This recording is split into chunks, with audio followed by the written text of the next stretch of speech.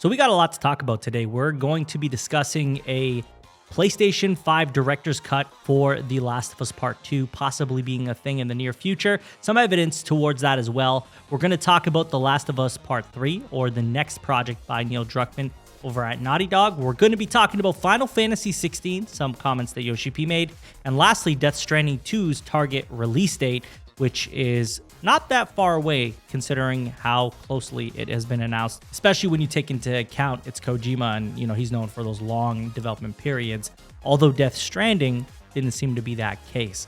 Before we jump into this, if you could do me a huge favor, like, subscribe, share the video, helps the channel a ton. We're on the road to 10K.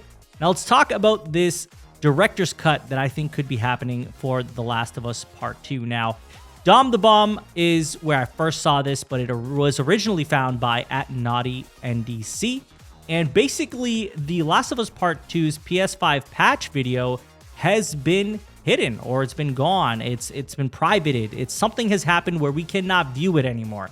So it seems a little bit peculiar that they would get rid of that video, possibly alluding to the fact that we could be getting a director's cut for Part 2, as we did get a director's cut for a Ghost of Tsushima, and I think it would make sense for Part 2 to get that treatment as well, because it came around the same time as Ghost as well. So it was like one of those bridging gaps, right, between PS4 to PS5, and especially when you consider that The Last of Us Remake looks so good, looks so amazing, I feel like it only makes sense to give us a director's cut of The Last of Us Part 2. Mind you, it depends on who you ask, because I know there are some pretty harsh feelings about this game on one side or the other, but I feel like a director's cut would really fit at home on the PS5. I personally would love to buy that, and if they gave us an upgrade path, I'd appreciate that even more, but I kind of doubt it with the way Sony's been lately. I feel like they would resell the game for the full price.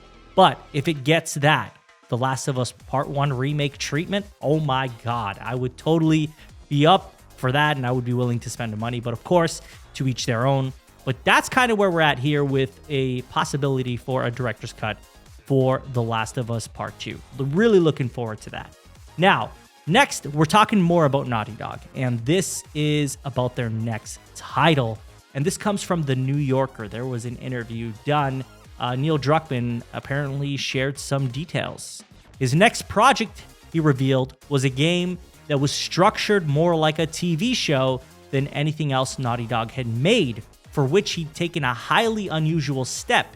He wasn't writing the script alone or with a single partner, he was assembling a writer's room. So it sounds like the comparison to a TV show is not so much to say it's going to be episodic or anything like that, but more so the writing process is more of how they would do it with a TV show, with a team of writers, which to me personally is a good thing. It's a positive thing. We're talking about multiple minds forming a coherent story and, maybe catching things that one writer alone may not catch. So I feel like it's a positive thing to have a team of writers for a story. Now, the one thing that's not evident here is it The Last of Us Part 3? Or is it a new IP? We don't know exactly which game this could be referring to. I'm really inclined to believe that The Last of Us Part 3 is the next game that he's working on, especially because the TV show is dropping. The story is not wrapped up. They've talked about it being written already, at least the plot being written.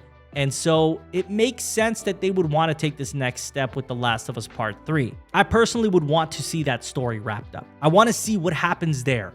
What's the conclusion of this series? And honestly, I don't want to see any more games after that.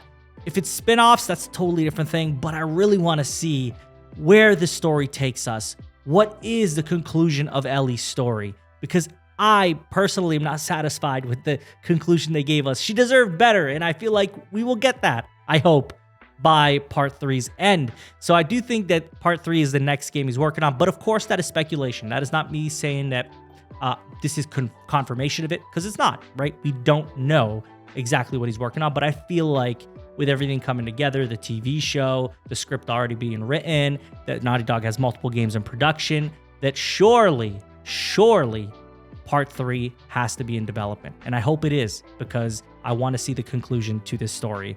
Let me know what you think about this piece. Do you think that they are working on The Last of Us Part 3? Do you think this is a positive thing, as I do, with a team of writers rather than just one person? Think about TV shows, how well written they can be sometimes. That's because there's a team of writers, not just one guy or one girl. It's a team of people, which allows for more mind power, more teamwork, write a very thorough, in-depth story, and catch each other's mistakes that you may not catch otherwise, right? Very, very good idea, in my opinion. Next, we're talking about Final Fantasy XVI, right? FF16, due out June 22nd. This is a huge game for PS5. It's a timed exclusive. I believe it's coming to PC afterwards, a year, 2 years. I don't remember exactly. The point is, it's coming out for PS5 next year, and it's coming up soon, very, very soon. Yoshi P says that the Final Fantasy XVI Revenge trailer is all real-time and that the game will show the power of the PS5. In quotes, it's all real-time rendering, no loading. It's become a game that is like, look at the power of the PS5. Naoki Yoshida. That is a beautiful, beautiful quote. So we're going to see no load times. It's going to look damn good, real-time rendering, and I am all for this. I can't wait to play this game, and it makes me so happy that it's going to be a real PS5 game. No holding back by last gen. Last gen, obviously, there's no denying this, to an extent, holds back games of the current generation, right? So I think it's a great sign that we're going to get a very good experience and something that feels next generation. I can't wait to see what that is, but this game looks excellent, and I'm definitely there day one for this game. Let me know what you think of Final Fantasy XVI. Are you looking forward to this title as much as I am, or at all? Now, lastly, we're talking Death Stranding 2. A little kerfluffle by the PlayStation Studios visual arts senior artist. So according to the ArtStation profile of this Frank Alberti, the release date for Death Stranding 2 and the unnamed first-person shooter will be at some point in 2024. I'll have a screenshot up for you, says Death Stranding 2, working title. Senior artist for PlayStation Studios Visual Arts, 2024. Video game. So it seems as though that's the internal time frame for this game to release. And to be honest, that's a great time frame because it got announced in December, coming out in 2024 sometime. That's a solid time frame for a game to get announced and then be released. So I think that I wouldn't be surprised, as this is not a new IP. They're probably able to reuse a lot of assets and able to reuse a lot of the mechanics. I would hope that they're going to evolve those mechanics and improve upon places where there were gaps in the gameplay. So I am looking forward to this, but it looks like, yes, 2024 is possibly the release date. Again, it could be a placeholder, but I'm inclined to believe that this is the expectation internally, which is a reasonable expectation and actually makes me quite happy because that means it's not coming too far away from the initial announcement. Obviously, Death Stranding 1 was a divisive title. There were those who loved it. There were those who hated it.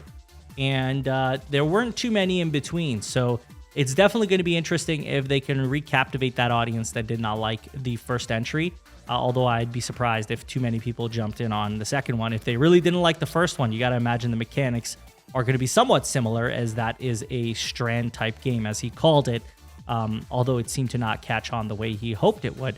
But yeah, Death Stranding 1 was considered Game of the Year for some people. So I think Death Stranding 2 is going to be highly anticipated. It's Kojima, so we know that there's going to be a lot of hype around this game as well.